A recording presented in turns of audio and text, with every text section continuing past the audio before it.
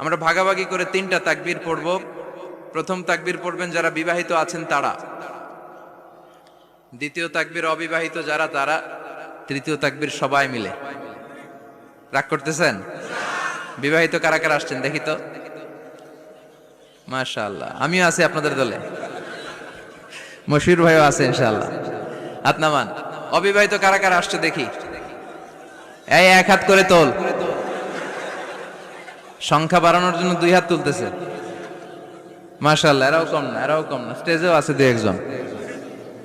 আল্লাহ এদেরকে তাড়াতাড়ি ডবল বানায় দাও। চিন্তা নাই, দেশে আমাদের বোনদের নারীদের সংখ্যা যেভাবে বাড়তেছে কপালে 2-3টা করে জুড়তে পারে। যদিও এদেশে প্র্যাকটিসটা ওইভাবে হয় নাই, কিন্তু এটা কিন্তু সুন্নাহ। এটা কি সুন্নাহ? তো আমরা প্রথমে তাকবীর পড়ব যারা বিবাহিত আসছি তারা, এরপরে তাকবীর পড়ব যারা অবিবাহিত আসছি তারা, এরপরে সবাই মিলে।